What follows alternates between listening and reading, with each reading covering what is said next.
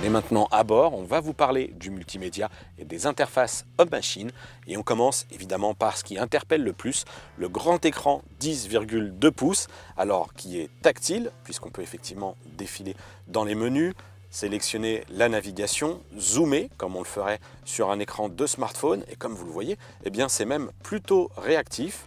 Voilà, ça c'est une bonne nouvelle, on le sait, vous réagissez souvent sur les lenteurs des interfaces.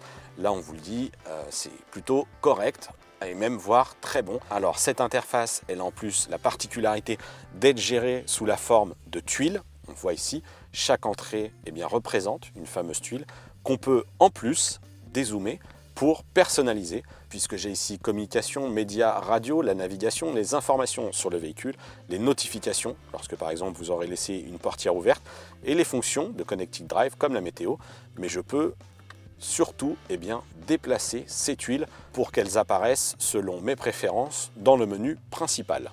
Et alors de cet écran tactile, on va descendre un petit peu plus bas pour s'intéresser cette fois-ci aux différents boutons de raccourci qui sont ici. En l'occurrence, il y en a 7 et qu'on peut personnaliser puisque par exemple sur le bouton 1, d'abord il y a une indication lorsque je pose tout simplement le doigt sur le bouton. Par exemple, le raccourci numéro 1, je vois qu'il me permet d'actionner sur le GPS la destination Perafita, avenue Mario Brito. Si je clique, automatiquement la destination va m'être proposée sur le GPS, mais je peux aussi sélectionner d'autres raccourcis. Par exemple, le numéro 5 m'enverra vers une fonction avec une orientation de la cartographie avec l'orientation nord donc, mais par exemple la fonction numéro 6 m'indiquera que je vais basculer sur la radio commerciale. Si je clique, automatiquement la station change.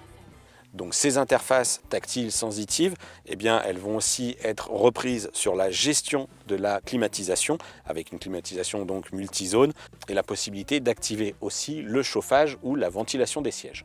Et un petit peu plus bas, cette fois-ci entre les sièges au niveau de la console centrale, on va retrouver BMW iDrive avec la fameuse molette qui est ici et tous ces boutons de raccourci qui tombent parfaitement sous la main lorsqu'on est installé au volant, qu'on regarde droit devant.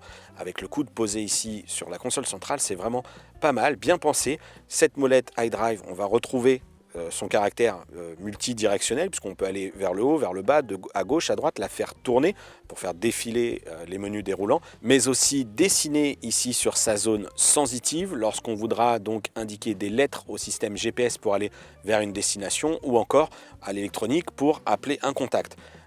Derrière cette petite trappe, on va retrouver la connectique USB pour brancher une clé USB, écouter de la mémoire, mais on n'en est plus vraiment là aujourd'hui. L'idée, c'est aussi d'accéder à son multimédia via son smartphone. Et en l'occurrence, ici, BMW opte pour Apple CarPlay et fait l'impasse sur Android Auto. On trouve ça un petit peu dommage, mais bon, c'est un choix. Le smartphone, il trouvera plus précisément sa place sous l'accoudoir où une autre prise USB est disponible. Et donc on pourra ainsi le ranger et l'utiliser cette fois-ci en utilisant les commandes du véhicule.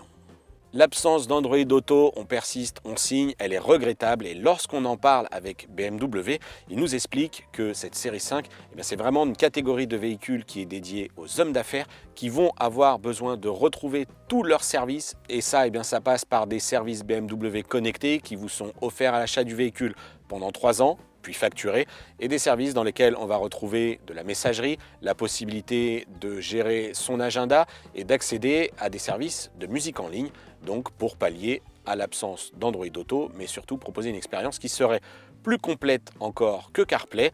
Sur un portail de services connectés BMW, on en a ici un petit extrait avec Online Entertainment. On retrouve donc Deezer et Napster. Clairement, on aurait voulu que Spotify soit aussi intégré dans le véhicule. Et dernier service, les web radios. Nous sommes ici au Portugal et on peut quand même écouter finalement des radios internet qui sont en France. Quoi qu'il en soit, pour profiter au mieux de toutes ces fonctions multimédia du véhicule, BMW intègre un système audio Harman Kardon 16 haut-parleurs, 600 watts de puissance annoncée et un son vraiment qui inonde l'habitacle puisque avec 16 voix, tout est très bien réparti.